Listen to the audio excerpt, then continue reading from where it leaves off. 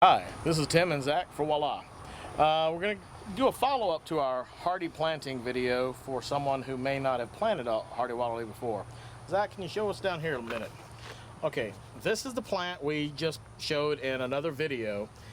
We've got a hardy that's going to go horizontally across this thing. We've got a single rock to kind of weight it down just initially until those roots that are under there dig in, grab, and start holding on. Then the rock is not necessary. Now, the thing is, we really don't want rocks out here because as this thing starts growing across, if it hits that, it'll bulldoze its way through. It'll find its way through, but it's going to severely stunt the growth. It could damage all this stuff, the new leaves coming up, the new buds. It's just not a good thing. So unless you have really bad fish messing with your things, you want to keep things out of the way of the growth path. That would be as many rocks as I would want in this container. Definitely do not want gravel. Okay? Now, one of the things you need to make sure of is when you're planting, obviously you can tell by our video, we are late in the afternoon. It's about 5 o'clock in this time zone, and we're in pretty much total shade. If we'd have stood here for the last 10 minutes videotaping with any full sun, we would have all but killed this plant. It would be very detrimental to it.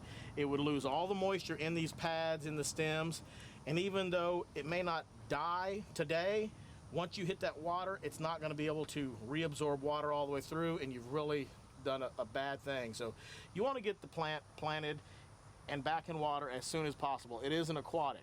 Now, with that being said, I want to talk a little bit about the pads.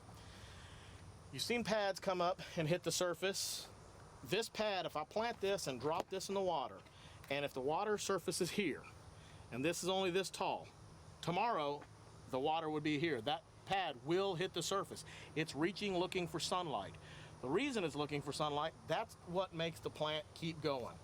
We have fertilizer in the bottom here that we planted. That's going to help the plant continue to grow, to continue to multiply. And the fertilizer was 12-28 formula by Ken Landon, so it's going to produce blooms. But the plant needs to use photosynthesis and burn sunlight to turn sugar into energy to do more to get this plant, keep it growing. So we don't want this plant in a shady spot. We want it to get full sun at least 6 to 8 hours a day. If you don't have a really good sunny spot, perhaps Clyde Ikens is a good one. There's a few good ones on the market that can handle some shade.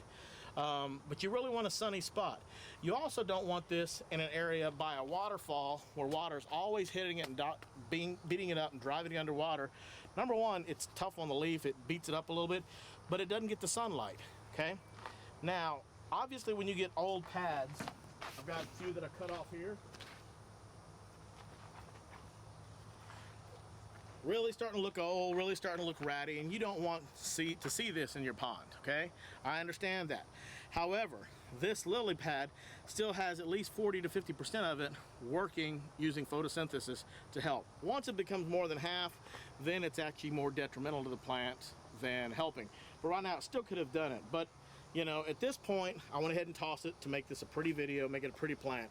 But you want to leave pads on as long as possible because the more pads it's got, the better health the plant's going to be in and the more blooms it's going to produce.